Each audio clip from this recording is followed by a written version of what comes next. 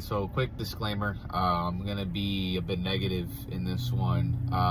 So if you're not trying to deal with those vibes right now, maybe scroll. But yeah, I'm gonna get into this. I don't really like to be super negative, but we gotta be honest with ourselves and just with what's going on. The world we're living in right now kind of sucks. What's going on in the news? I mean, the most powerful country in the world, arguably, has politicians and leaders who are, doing heinous acts to many different types of people. You look around the rest of the world, there's war, there's famine, there's, all types of disaster, and not much is really being done for the people that just are looking for some help.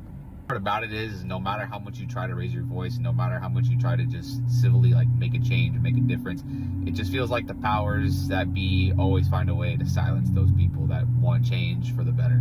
You're probably asking yourself, where is he going with this? Part that I'm going to lose a lot of people, but we're going to talk about the Bible. The reason that I really want to talk about the Bible is not just to try to, convince you that everything's actually all merry and good and happy. Actually, a lot of stuff that we're seeing is stuff that just kind of went on in the Bible. There's many things, and it has many stories, and a lot of the stories that are in the Bible are of human failure, and the outcomes that come from that failure affecting the lives of many other people. You see it in stories like Sodom and Gomorrah, where the cities are destroyed and ruined.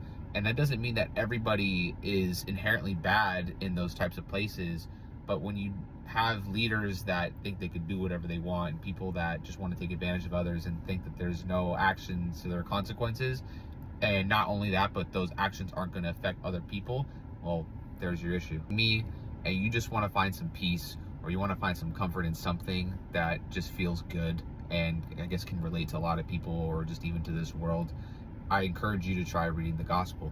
Man, every time I read about Jesus, every time I read about this type of person he was, the type of stuff that he was doing, and just the impact that he made on the world, it genuinely makes me feel comfort. It makes me feel so much better about things. I mean, he is the human representation of God. If you want to know what God is in human form, it's him. And the things that he did, the things that he said, and what he taught people are things that are still taught today and are some of the most valuable lessons you could have.